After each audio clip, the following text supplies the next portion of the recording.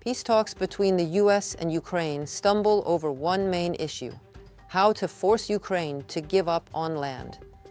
Will Europe find political will to act and call suspected danger what it really is? Russian hybrid war. And dive deeper into unknown drones troubling Europe. Our story for you as a separate topic for you. Peace talks between the US and Ukraine have stumbled over one main issue: how to force Ukraine to give up what the Kremlin has failed to seize during the war, the entirety of the Donbas region.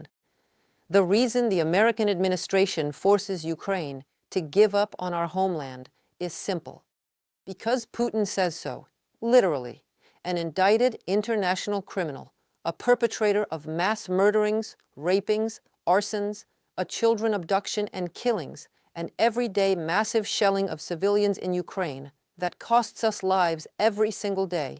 Russian dictator Vladimir Putin, the one who promised to take Kyiv in 3 days, now, after 4 years, says that Russia will take Donbas anyway, and Donald Trump, who promised to end this war in 1 day, believes him.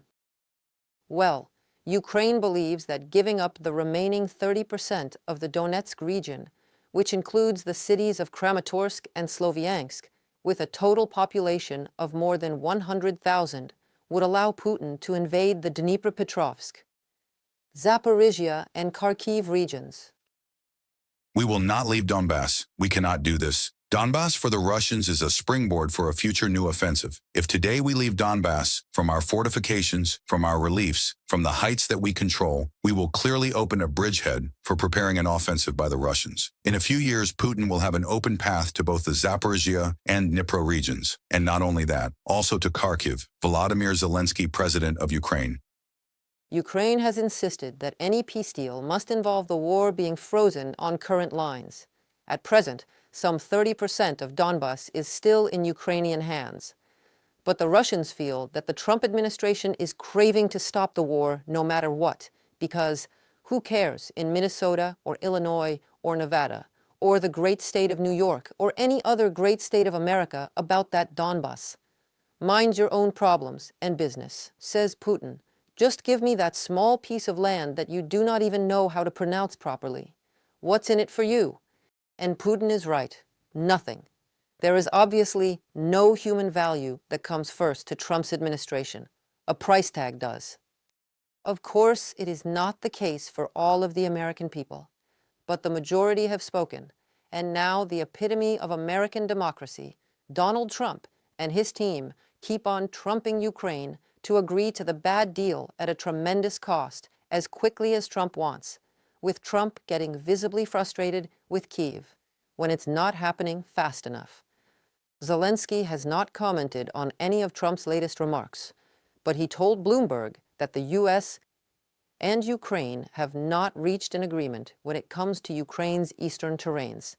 Kyiv is still desperately trying to explain to the US the obvious, rewarding dictator Putin with Ukrainian land that he has not managed to seize in more than 10 years, since Crimea's occupation, and more than 3 years of direct invasion since February 2022, will only encourage Putin to devour more. As this is the only thing Vladimir Putin, as a Soviet KGB midget, is capable of: devour. This is why you just shouldn't befeed him. As simple as that. And even so, Ukraine agrees on that deal, that immensely unfair, forced upon us by our closest ally deal. What are the guarantees? We had that Budapest memorandum, remember? With the same guarantors, the USA and Russia. Both of them, as of today, have betrayed us. Well, if you do know a more politically correct term I should be using here, please let me know, because I don't. One guarantor of our sovereignty and freedom as per previous agreement. The USA is now ready to agree to literally anything to start trading with the other guarantor, an invader and a murderer, Russia. Which of them, in your opinion, we should be trusting more when signing the next peace deal? And what about Europe? Well, Europe is awakening, or so it seems. If you look at Russia's current capabilities and combat power, Russia could kick off a small-scale attack against NATO territory as early as tomorrow. Small, quick, regionally limited. Nothing big. Russia is too tied down in Ukraine for that. Lieutenant General Alexander Solfrank, in an interview to Reuters. Oh, you are welcome, Europe. For 4 years, Ukraine, a small state that has nothing even close to European economic power, worth $27 trillion, is literally bleeding out. While European speechwriters thrive, fiery speeches almost on every corner and every summit. I am sure Russia is afraid. Somewhat.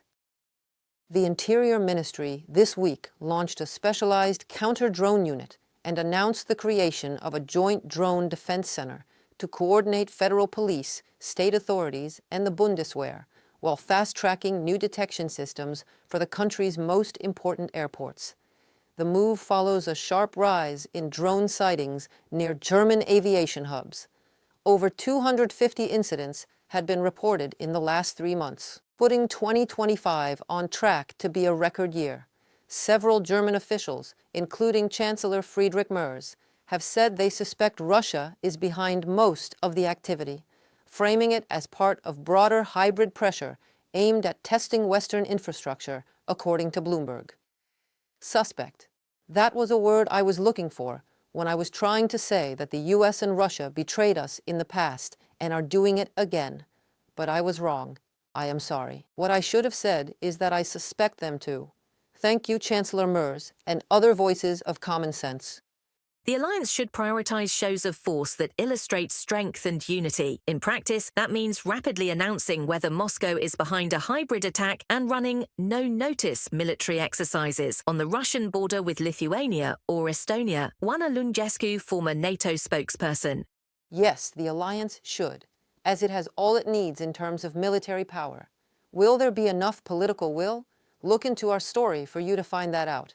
Germany's Interior Ministry has announced the creation of a new federal police unit to protect against drones. Response teams have been deployed across the country and equipped with the latest technologies. In addition, the ministry reported the formation of a joint drone defense center, which will coordinate the work of police forces in Germany's federal states with the federal center and the army. We've recognized that war has fundamentally changed. This is no longer the First World War. This is no longer tanks shooting at tanks. We have a fundamentally new reality: war using drones. My experience over the past few months, gained from communicating with representatives of many armies and defense ministries in Europe, proves that they still think we are at peace, but that is not the case. Benjamin Wolba, co-founder of the European Defense Tech Hub. Germany's air traffic control reported that since the beginning of 2025, 208 incidents have been recorded in which unmanned aerial vehicles posed a danger to civil aviation. For comparison, there were 149 such cases in 2024. Several times, unidentified drones forced German airports to suspend operations. The further we go, the more and more such cases occur: sabotage and cyberattacks. We must understand that such incidents will intensify, and if Europe does not demonstrate effective countermeasures, it will only encourage Putin to increase this activity. Germany is in Russia's focus because it is NATO's central logistics hub in Europe and one of Ukraine's key partners, believes the head of the Federal Office for the Protection of the Constitution, Sinan Selen.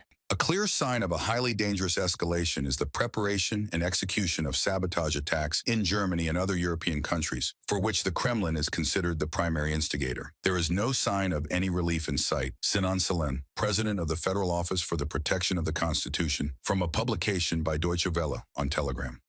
Russia's hybrid aggression poses a threat to the entire continent, analysts are convinced. On 7th December, the Netherlands scrambled 2 F-35 fighters due to an unknown drone appearing in its sky. As the Ministry of Defense reported, the drone left the country's airspace on its own after a short pursuit. All of this is deliberate, well-planned operations pursuing several goals, experts believe. One is to show that Russia can do it. Another is to test the European air defense system. Therefore, both NATO and the EU must be ready to repel attacks from the aggressor country. They are convinced at Alliance Command. We also do think about being proactive, is the word I would use.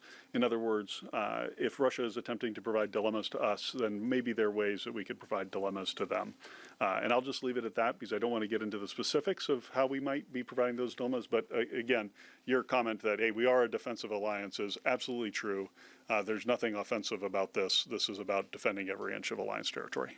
The United Kingdom is strengthening not only air defense, but also underwater defense amid growing Russian hybrid activity. The British Ministry of Defense stated that in 2025, it invested millions of pounds in developing and testing anti-submarine sensors as part of the Atlantic Bastion program, a Royal Navy initiative to ensure the security of the North Atlantic. The Russian spy ship Yantar in and out British waters. We know what they were doing. We tracked it every mile of the way. But it is Russia mapping, surveying, and in times of conflict, with the capacity to sabotage critical pipes, networks that our country depends on. And if we want to keep ahead of our adversaries, if we want to give our British Navy, with allies like the Norwegians, the edge on the battlefield, the edge on deterrence, then we have to combine the new technology that we saw today to be able to track, to be able to find, and if necessary, to be able to respond to the threats that we may face in the future. The Atlantic Bastion project will integrate ships, submarines, aircraft, and drones using artificial intelligence-based acoustic detection technology and integrate them into a digital targeting network. The UK Ministry of Defence explained that this will allow detecting, monitoring, and, if necessary, acting to neutralize the adversary. Reported by Natalia Husak, Volodymyr Shtenhelov, UATV News. This is it for today. Thank you so much for your time, attention, and for standing firmly with Ukraine. Don't forget to subscribe to our channel to stay updated on what's happening in the world, all presented from a Ukrainian perspective. Goodbye, and see you tomorrow.